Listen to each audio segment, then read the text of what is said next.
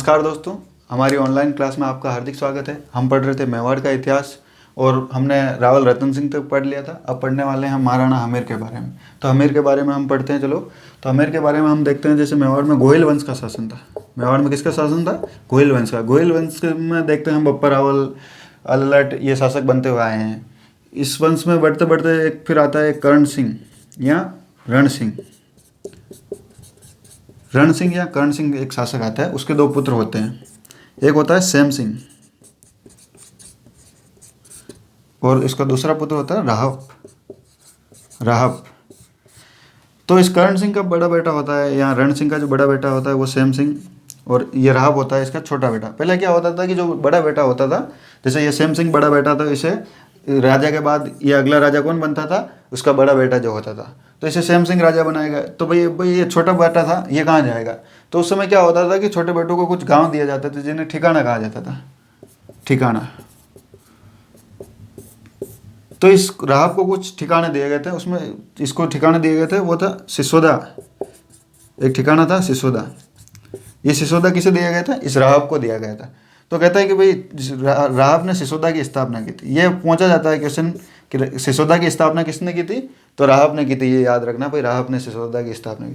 पर हम देखते हैं कि भाई ये सैम सिंह था, ये बड़ा राजा, इसे राजा बनाया गया। बड़े बेटा था तो इसे राजा बनाया गया। तो ये जो बड़े बेटे होते हैं ये रावल टाइटल यूज़ करते थे, रावल। और जो ये छोटे बेटे होते थे ये राणा, यानी कि जो जिन्हें ये ठिकाने मिलते थे वो राणा टाइटल यूज़ करते थे। और जिन्हें राजधानी या जो राज्य का राजा बनता था वो रावल टाइटल यूज़ करते थे। तो हम देखते हैं सैम सिंह की पीढ़ी में देखते हैं हम आगे चलते चलते समर सिंह शासक बनता है। समर सिंह के बाद इसका पुत्र बनता है रावल रतन सिंह। अभी हमने देखा था रतन सिंह। रतन सिंह। तो एक इस रतन सिंह का एक भाई और था, कुंभकर्ण।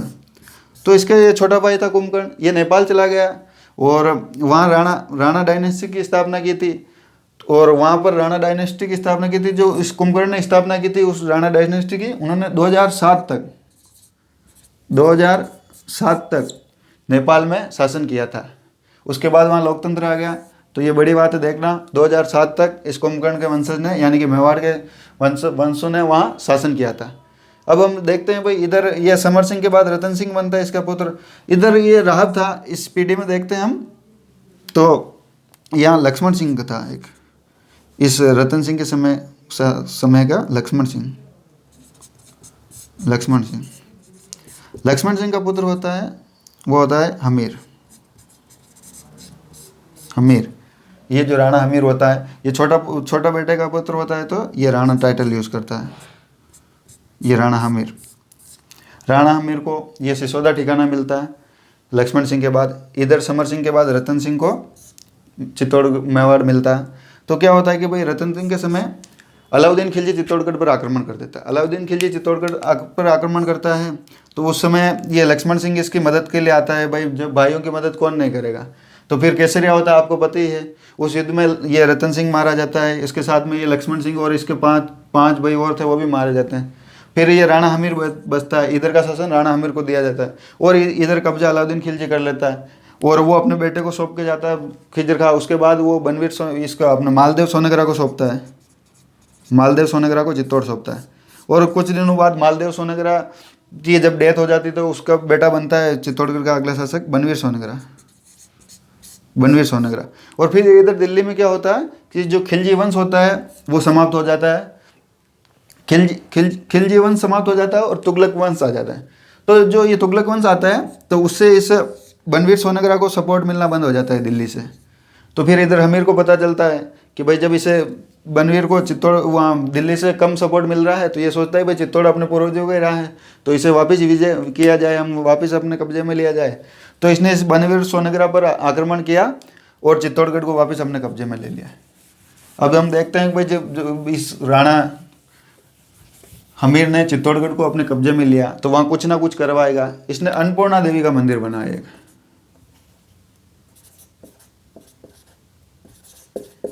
अन्नपूर्णा देवी का मंदिर बनवाया। अन्नपूर्णा देवी ये गोहिल वंश की इष्ट देवी थी, इष्ट देवी। इसे वरबड़ी माता भी कहा जाता था, वरबड़ी माता का मंदिर। तो अब इष्ट देवी ये थी, तो गोहिलों की कुल देवी कौन थी? बाण माता, बाण माता। याद रखना भाई, इष्ट देवी कौन थी? अन्नपूर्णा माता या वरबड़ी देवी, और इष्ट देवी थी बाण माता। तो हमीर ने ये अन्नपूर्णा माता का मंदिर बनाया था, यानी कि वरबड़ी माता का, और बाण माता मेवाड़ की कुल देवी थी, गोहिलों की कुल देवी थी। अब हम आगे देखते हैं कि भाई ये राणा हमीर था, उसने चित्तौड़गढ़ को अपने कब्जे में लिया था वापस। तो इसने मेवाड़ का उद्धार किया था एक तरह से, इसलिए इसे मेवाड़ का उद्धारक भी कहा जाता था। मेवाड़ का उद्धारक, उद्धारक, मेवाड़ का उद्धारक कहा जाता है। अगर पूछा जाए क्वेश्चन में एग्जाम में कि भाई मेवाड़ का उद्धारक किसे कहा जाता है, तो वो था राणा हमीर, इसे मेवाड़ का उद्धारक कहा जाता है। अब इसके एक दो टाइटल है वो भी देख लेते हैं हम हमीर के, कि भाई जो कुंभलगढ़ परिस्थिति थी उसे इसे उसमें इसे विषम घाटी पंचानन कहा गया, विषम घाटी पंचानन, क्योंकि इसने कई सारे युद्ध लड़े थे, कई सारी जगहों को जीता था। और एक टीका थी, कुंभा ने लिखी थी टीका, उसमें रसिक प्रिया नाम की, रसिक प्रिया नाम से कुंभा ने एक टीका लिखी थी, उसमें इसे वीर राजा बताएगा, वीर राजा। भाई आपसे हमीर के टाइटल पूछ ले तो कुंभलगढ़ परिस्थिति में विषम घाटी पंचानन और रसिक प्रिया में इसे वीर राजा बताएगा। और इसने मेवाड़ का उद्धार कराया था, इसलिए मेवाड़ का उद्धारक कहते हैं। और इसने मेवाड़ में अन्नपूर्णा देवी या वरबड़ी माता का मंदिर बनाया था, जो मेवाड़ के गोहिलों की इष्ट देवी थी। और मेवाड़ के गोहिलों की कुल देवी कौन थी? तो बाण माता थी।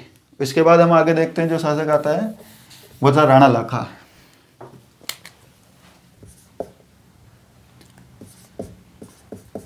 राणा लाखा, राणा लाखा यहाँ से लक्ष्य सिंह भी कहते थे, लक्ष्य सिंह। फिर यह शासक बनता है। तो इसके शासन के समय की बड़ी बात जो थी, उस समय क्या होता है, उदयपुर में एक जगह जावर, जावर, जावर से एक चांदी की खान प्राप्त हुई थी, जावर में चांदी की खान प्राप्त हुई। भाई आपसे पूछा जाए कि चांदी की खान प्राप्त हुई जावर में, वो किस शासक के समय हुई थी? तो राणा लाखा के समय हुई थी। और हम देखते हैं लाखा के समय एक बंजारे ने पिछोला जेल का निर्माण करा था, पिछोला जेल का निर्माण। ये बंजारे एक ये जो हमने होते थे व्यापारी लोग, वो हुआ करते थे, व्यापारी हुआ करते थे। ये बंजारे व्यापारी कबीला हुआ करता था, आज भी होते हैं, व्यापार करते हैं। हम देखते हैं गाय भैंसों का व्यापार करते हैं बंजारे। तो जो हम देखते हैं आज भी बाणे लोग होते हैं, जो पैसे वाले लोग होते हैं, वो कुछ ना कुछ बनवाते हैं या कुछ ना कुछ ऐसा काम करते हैं राहत वाला। तो उस समय भी ये ऐसे भी चल रहा है, होता था काम। तो इस बंजारे ने पिछोला जेल का निर्माण कराया था। इस पिछोला जेल के किनारे एक नटनी का चबूतरा बना हुआ है, नटनी का चबूतरा बना हुआ है। ये याद रखना भाई, पहले भी पूछा गया है कि भाई नटनी का चबूतरा कहाँ बनाया गया है, तो ये पिछला झील के किनारे बना है। ये नट भी एक जाति होती है जो रस्सी पर चलकर करतब दिखाते हैं। तो उस समय एक नट की एक सी कहानी है, चलो मैं बता देता हूँ। उस समय एक नट आया और लाखा के पास आया और बोला कि भाई मैं नट हूँ और ऐसे ऐसे करतब दिखाता हूँ। तो राणा लाखा ने कहा भाई इसमें क्या बड़ी बात है, सब नट करतब दिखाते हैं। तो उसने कहा नहीं नहीं, जो मेरी नटनी है वो पिछोला को पार कर लेगी। उसने कहा भाई क्या बात कर रहा, पिछोला कितनी बड़ी तुमने देखी भी है कि यहाँ से वहाँ तक इतनी बड़ी कैसे पार कर लेगी? तो राजा उन्होंने कहा नहीं पार कर लेगी। तो लाखा तेवर में आया, उसने कहा अगर तेरी नटनी ये पार कर लेगी तो मैं आधा मेवाड़ उसके नाम कर दूंगा। तो फिर यह भी खुश हो गया कि अच्छी बात है, आधा मेवाड़ हमारे पास आ गए। फिर ढिंडोरा पिटवाया गया कि भाई ऐसे ऐसे एक होने वाला है खेल, उसमें यह नटनी चलकर पिछला पार करने वाली है। ढोल बजवाए गए, लोगों को इकट्ठा किया गया, काफ़ी सारे लोग इकट्ठे हो गए। फिर एक दिन वो दोनों तरफ पिछोला के पुल ये बांधे गए पोल और रस्सी बांधी गई। फिर वो नटनी ने उस रस्सी पर चलना शुरू किया। चलते चलते आधे से ज़्यादा पिछोला को नटनी पार कर चुके। अब सब लोग खुश, उसका उत्साहवर्धन कर रहे थे नटनी का कि बस थोड़ा और बचा है, पार कर लोगे पार कर लोगे। इधर लाखा शौक में कि भाई आधा मेवाड़ जाने वाला हमारे हाथ से। तो फिर वो लाखा देखता है कि भाई उसके साथ साथ उसके आसपास के जो मंत्री थे, वो मंत्री काफ़ी खुश हो रहे थे उन लोगों के साथ। तो उन्होंने कहा कि भाई तुम क्यों खुश हो रहे थे कि भाई जब मेरे हाथ से आधा मेवाड़ चला जाएगा, मेरी शक्ति कम हो जाएगी, तो मैं भी तुम्हारे को भी कम कर दूंगा, तो स्टाफ कम कर दूंगा मैं, तो तुम्हारी नौकरी भी चली जाएगी। तो फिर उन्होंने कहा हाँ ये सही बात है, हम ऐसे ही खुश हो रहे हैं। तो उन्होंने कहा भाई बताओ सर लाखा जी क्या करते हैं हम बताओ। तो उसने कहा कुछ ऐसा जुगाड़ करो कि भाई ये पिछोला क्रॉस नहीं कर सके और मेवाड़ हमारे हाथों से में बना रहे। तो फिर ऐसे कहते हैं कि भाई एक मंत्री था, ऐसी कहानी है कि भाई इसका नटनी का बच्चा वहाँ खेल रहा होता है तो उसे थप्पड़ मार देता है। तो थप्पड़ मार देता है, हम देखते हैं कि भाई आज भी जब किसी बच्चे को चोट लगती है और या वो कोई रोता है तो उसकी माँ उसकी आवाज़ पहचान जाती है। तो जैसे ही उसकी आवाज़ नटनी ने सुनी तो उसका ध्यान भटक गया, जैसे ही ध्यान भटका तो वो पिछोला में जा गिरी। वो पिछोला में गिरती उसे तैरना आता नहीं था, मर गई। इधर नट आया, नट ने कहा कि राजा जी मेरी तो घर गृहस्थी बर्बाद हो गई, मेरी तो नटनी मारी गई, अब मैं कैसे क्या करूँ। उन्होंने कहा तो घबरा मत, तेरी नटनी का चबूतरा बनवाएंगे। तो फिर उन्होंने पिछोला जेल के किनारे नटनी का चबूतरा बनाया। ऐसी कहानियाँ हैं, खैर देखो सही क्या है वो पता नहीं, नटनी का चबूतरा बनाया गया। ये थी राणा लाखा के समय की बड़ी बात। भाई जावर में चांदी की खान प्राप्त हुई, एक बंजारे ने पिछोला जेल का निर्माण कराया और पिछोला जेल के पास नटनी का चबूतरा बनाया। अब देखते हैं ये जो लाखा जी थे इन्होंने हाड़ी रानी से शादी की थी। हाड़ी रानी बूंदी की जो रानी थी उनसे शादी की थी। तो जब ये शादी वादी करके आते थे आए और इन्होंने खाना खा रहे थे, एक दिन रानी से पूछा कि भाई कैसा लगा हमारे चित्तौड़। तो रानी ने कहा कि ठीक है लेकिन वो हमारी बूंदी वाली बात नहीं है। तो लाखा ने कहा आपने पूरा नहीं देखा होगा, हमारे विजय स्तंभ पद्मिनी महल ये देखे काफ़ी सुंदर है हमारे चित्तौड़। उन्होंने कहा नहीं नहीं मैंने पूरा देख लिया लेकिन वो बूंदी वाली बात नहीं है। लाखा ने कहा क्या बात कर रहे हो, बूंदी जैसी बात नहीं। उन्होंने कहा नहीं नहीं बूंदी जैसा गढ़ नहीं है। उसने कहा कि नहीं ऐसा तो हो ही नहीं सकता है। फिर लाखा को गुस्सा आ गया कि भाई हमारे चित्तौड़ की कैसे उसने बुराई कर दी। लाखा ने कहा कि भाई कि बूंदी को मैं तबाह कर दूंगा। वो बाहर आया, लाखा गुस्से गुस्से में खाना खाते हुए उठा और बाहर आ गया। उसने सेना को आदेश दिया कि भाई सेना तैयार करो, हमें बूंदी के ऊपर हमला बोलना है। तो सेनापति आया, उसने कहा कि राजा जी ऐसी क्या बात हो गई अचानक, कल तो हम वहाँ से रानी ब्याह कर लाए शादी करके आए, आज वहाँ हमला करने जा रहे हैं। तो उसने कहा कि भाई ऐसी ऐसी बात है, मैं रानी कहती है कि भाई बूंदी का गढ़ अच्छा है चित्तौड़गढ़ से, तो मैं उस गढ़ को तबाह कर दूंगा। भाई गढ़ कोई अच्छा होगा तो चित्तौड़गढ़ ही होगा। उसने कहा यार ऐसे तो नहीं करेंगे, ऐसे तो हमें लोग बुरा बुला कहेंगे कि भाई कल वहाँ से शादी करके आए आज। फिर उन्होंने समझाने की कोशिश की मंत्री वगैरह ने कि लाखा जी मान जाओ, ऐसे नहीं करते, अच्छी बात नहीं है। उन्होंने रानी को भी समझाया कि भाई क्या है इस डाकी को क्या कह दिया तूने, ये तो पहले ही डाकी है, ऐसी बात नहीं कहनी चाहिए थी, सॉरी मांग लो। फिर रानी आई ने उसने सॉरी मांगी, तो भी लाखा ने कहा भाई मैंने तो प्रतिज्ञा ले ली है कि जब तक बूंदी गढ़ को तबाह नहीं करूँगा तब तक मैं अन्न जल ग्रहण नहीं करूँगा। उन्होंने कहा कि यार फिर क्या करते हैं। फिर एक मंत्री था इसमें समझदार, उसने कहा कि अपन ऐसा करते हैं कि अपने किले के बाहर एक कमरा बनाते हैं, उसके ऊपर बूंदी पोर्ट लिखाते हैं और आप उसे के ऊपर तीर कमान से हमला करके उसे तबाह कर दो, तो आपकी प्रतिज्ञा भी टूट जाएगी। तो राणा लाखा ने देखा कि हाँ यार ये भी सही बात है। तो उन्होंने कहा कि बात चलो तैयारी करो जल्दी से, भूख लग रही है, वापस खाना खाना है। तो तैयारी की गई और बिल्कुल बड़े साजगाज से पूरे शानो शौकत से सेना तैयार की गई। घोषणा की गई कि भाई राणा लाखा जी बूंदी पर हमला करने वाले हैं। जब ये बूंदी पर हमला करने जाते हैं, पास में जाते हैं जैसे ही वो नकली बूंदी के पास में, और सेनापति कहता है कि राणा जी यहीं से तीर छोड़कर आप बूंदी को ढहा दो। जैसे ही वो तीर छोड़ने लगते हैं उससे पहले ही अंदर से एक तीर आता है। तो राणा जी देखते हैं कि भाई क्या है, अंदर तो कोई था नहीं, कैसे तीर आया। वो सेना को भेजता है कि भाई एक को भेजता है कि अंदर जाके देखो क्या है। जब कोई एक सैनिक अंदर जाके देखता है कि एक 13-14 साल का बच्चा होता है जो अंदर से तीर कमान ले खड़ा होता है, तीर छोड़ता है। तो उसे बुलाते हैं, पकड़ के लाते हैं। फिर देखते हैं कि भाई वो तो इस लाखा जी का ही साला होता है, जो हाड़ी रानी थी उसका पुत्र होता है। तो उन्होंने उसे समझाया कि भाई तू यहाँ क्या कर रहा है। उन्होंने कहा कि भाई मुझे सुनने में आया कि ये नकली बूंदी है और आप इसे तबाह करने वाले हो, तो मेरे रहते हुए ऐसा नहीं होने दूंगा मैं। ये चाहे कैसी भी बूंदी है, नकली है असली है, लेकिन हमारी बूंदी है, मैं इसे तबाह होने नहीं दूंगा। तो उसने कहा कि भाई ऐसा मत कर, तू हट जा, तू मारा जाएगा। काफ़ी समझाया, लाखा ने इसकी रानी को भी बुलाया कि भाई तेरे भाई को समझा ले। उसने काफ़ी समझाया लेकिन ये नहीं माना। फिर नहीं माना तो लाखा ने इसे मार दिया और फिर अपनी प्रतिज्ञा पूरी की। तो यहाँ एक बात आती है भाई, यहाँ लाखा के समय ये कुंभाहाड़ा नकली बूंदी की रक्षा करते हुए मारा जाता है। ये भी पूछा जाता है कि भाई नकली बूंदी की रक्षा करते हुए कौन मारा जाता है, तो वो कहता है कुंभाहाड़ा। अब हम देखते हैं ये जो लाखा होता है इसका पुत्र होता है चुंडा। ये जैसे हम मेवाड़ पढ़ रहे हैं ऐसे ही मारवाड़ था एक, मारवाड़। तो मारवाड़ में होता है चुंडा, वो राव चुंडा लगाता है, राव चुंडा। ये मारवाड़ का राव चुंडा था। इसके एक पुत्री थी हंसाबाई। हंसाबाई, पुत्री का नाम था हंसाबाई और पुत्र था रणमल। रणमल, हंसाबाई और रणमल। तो ये हंसाबाई बड़ी हो जाती है, इसका विवाह करने का वक्त आता है। तो चुंडा कहता है कि भाई अब शादी करनी है तो कोई अच्छा सा राजकुमार ढूंढो। फिर पता करते हैं तो पता चलता है कि भाई ये जो चुंडा है मेवाड़ का राजकुमार, ये अब अगला शासक बनने वाला है मेवाड़ का। तो ये चुंडा देखता है कि भाई ये तो अच्छी बात है कि भाई हमारी बेटी का जो भी बेटा होगा वो अगला शासक बनेगा उसके बाद में। तो उसने कहा कि भाई चलो, उस समय क्या होता था कि भाई पंडित जी को भेजा जाता था रिश्ता लेकर। तो उसने 2 पंडितों को बुलाया और कहा कि भाई मेवाड़ जाओ अपनी हंसाबाई का रिश्ता लेकर। 2 पंडित आए मेवाड़ के दरबार में, दरबार लगा हुआ था, आए।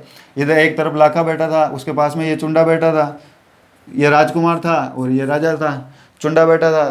तो दरबारी आया और कहा कि भाई मेवाड़ से 2 दूत आए हैं मारवाड़ से। तो चुंडा लाखा ने कहा कि भाई भेजो उनको। जैसे ही अंदर आए उन्होंने कहा कि भाई बोलो क्या संदेशा लेके आए। उन्होंने कहा कि भाई हम तो नारियल लेके आए, यानी कि हम रिश्ता लेके आए हैं। तो भाई लाखा ने देखा कि क्या बात है, मैं बूढ़ा हो गया तो भी मेरे लिए रिश्ते आ रहे हैं। वो तो खुश हो गया। वो इधर जनता भी देखने लग गई, उन्हें भी वो कि भाई आश्चर्य में ऐसा कैसे हो गया। फिर उधर उधर पंडित जी ने कहा कि यार ये तो हमने गलती कर दी कि भाई ये रिश्ता तो हम आपके लिए नहीं लाए, हम तो आपके बेटे चुंडा के लिए लाए हैं। तो ये बात सुनकर प्रजा हंसने लग गए। उन्होंने कहा बूढ़ा हो गया तो भी देखो का पैर कब्र में लटक रहे हैं तो भी इश्क कर रहा है। तो फिर चुंडा को बड़ा गुस्सा आया, भाई अपने पिताजी की बेइज्जती कौन सहन करे। चुंडा को गुस्सा आया। चुंडा ने कहा भाई मैं ये विवाह नहीं करूँगा, क्योंकि भाई जब मेरे पिताजी ने विवाह की इच्छा जाहिर की है तो वो तो अब मेरी माँ लगने लग गई, सौतेली माँ, तो मैं उससे कैसे विवाह कर सकता हूँ। अगर आपको विवाह करनी है, हमारे साथ संबंध स्थापित करने हैं, तो मेरे पिताजी से हंसाबाई का विवाह करा दीजिए। फिर पंडित जी ने थोड़ी देर सोचा और उन्होंने कहा चलो यार मैंने विवाह संबंध तो स्थापित करनी है। और वैसे उस समय होता था राजा महाराजाओं में कि भाई काफ़ी उम्र के बाद भी उनका विवाह होता था। तो उन्होंने कहा ठीक कि भाई चलो करवा देते हैं। फिर उसमें से एक काफ़ी समझदार था, उन्होंने कहा यार कि भाई हम तो हंसाबाई के अगले बेटे को शासक बनाना चाहते हैं। उन्होंने चुंडा से कहा कि भाई लाखा के बाद मेवाड़ का अगला शासक कौन बने। चुंडा ने कहा भाई मैं बड़ा बेटा हूँ, मैं ही बनूंगा। उन्होंने कहा नहीं, ये होगा तो फिर हम इस हंसाबाई की शादी लाखा से नहीं करवाएंगे। उन्होंने कहा भाई फिर कैसे क्या करें। उन्होंने कहा भाई अगर आप राजा नहीं बनते हो तो हम हंसाबाई की शादी इनसे करवा दें। चुंडा ने कहा ठीक है मैं प्रतिज्ञा लेता हूँ। फिर चुंडा ने प्रतिज्ञा ली थी कि भाई मैं मेवाड़ का शासक नहीं बनूंगा और हंसाबाई का भी जो पुत्र होगा मैं उससे शासक बनूंगा और उसका संरक्षक बनूंगा। तो चुंडा ने ये भीषण प्रतिज्ञा ले ली। इस वजह से इस चुंडा को मेवाड़ का भीष्म पितामह कहा जाने लगा। जैसे महाभारत में भीष्म पितामह ने भीषण प्रतिज्ञा ली थी, उस प्रकार इस चुंडा ने भी प्रतिज्ञा ली। इसलिए आपसे पूछा जाए कि भाई मेवाड़ का भीष्म पितामह किसे कहा जाता है, तो वो था चुंडा। चुंडा को मेवाड़ का भीष्म पितामह कहा जाता है। इस चुंडा ने भीषण प्रतिज्ञा ले ली इस वजह से कि भाई मैं मेवाड़ का शासक नहीं बनूंगा। तो इधर भीष्म पितामह ने 2 प्रतिज्ञा ली थी कि भाई मैं राज ग्रहण नहीं करूंगा और कभी आजीवन अविवाहित रहूंगा। लेकिन चुंडा ने तो विवाह किया था बाकायदा। आप ये मत सोच लेना कभी कि भाई चुंडा भी ऐसे आजीवन विवाह नहीं किया। चुंडा ने विवाह किया था बाकायदा। आज हम जो चुंडावत देखते हैं तो ये पूरी चुंडावत जो वंश था ये उस चुंडा का ही है। तो चुंडा ने काफ़ी त्याग किया कि भाई पूरा राज छोड़ रहे हैं। तो फिर देखा मंत्रियों वगैरह ने कहा कि भाई इसे भी कुछ मिलना चाहिए इसके बदले में। तो उन्होंने फिर इसे जो मेवाड़ के 16 बड़े ठिकाने थे उसमें से 4 बड़े ठिकाने इस चुंडा को दिए गए। इस चुंडा को क्या विशेषाधिकार दिए गए, 4 बड़े ठिकाने दिए गए। उसमें से सबसे बड़ा था सलुम्बर। सलुम्बर, ये सलुम्बर सबसे बड़ा ठिकाना था। उसके बाद इसको एक और विशेषाधिकार दिया गया। वो दिया गया कि भाई जो ये सलुम्बर का जो सामंत होगा, सामंत सलुम्बर का सामंत होगा वो मेवाड़ के शासक का राज तिलक करेगा। हम महाराणा प्रताप के समय भी देखते हैं कि भाई उदय सिंह महाराणा प्रताप की जगह जगमाल को राजा बना देते हैं। तो ये जो सलुम्बर के सामंत होते हैं वो वापस आकर इस महाराणा प्रताप को शासक बनाते थे। तो यहाँ से उनका ये शक्ति दी गई थी कि भाई जो सलुम्बर का सामंत होगा वो मेवाड़ के शासक का राज तिलक करेगा। तो ये एक विशेषाधिकार ये दिया गया था कि भाई सामंत मेवाड़ के शासक का राज तिलक करेगा। 4 बड़े ठिकाने दिए गए। और एक विशेषाधिकार ये दिया गया था कि भाई सेनापति जो होगा मेवाड़ की सेना का वो ये सामंत होगा सलुम्बर का। उसके बाद एक विशेषाधिकार ये था कि भाई जो राजपत्र होंगे उनके ऊपर हस्ताक्षर राजा के बाद सलुम्बर के सामंत के भी हस्ताक्षर उसमें होंगे। हस्ताक्षर राजपत्र पर हस्ताक्षर होंगे, सलुम्बर के सामंत के भी उसमें हस्ताक्षर होंगे। और एक विशेषाधिकार था इसके पास कि भाई जब राजा राजधानी में नहीं रहेगा तो राजकार्य कौन संभालेगा, तब राजकार्य ये सामंत संभालेगा। भाई राजा राजधानी में नहीं होगा तो सामंत राजकार्य संभालेगा। ये कुछ विशेषाधिकार चुंडा को दिए गए थे, क्योंकि भाई उसने इतना बड़ा बलिदान किया गया था तो जाहिर सी बात है कुछ तो उसे मिलना चाहिए। तो ये विशेषाधिकार चुंडा को दिए गए थे। ये थी बड़ी बड़ी बात जो हमने देखी। आगे की क्लास हम कर लेंगे। धन्यवाद।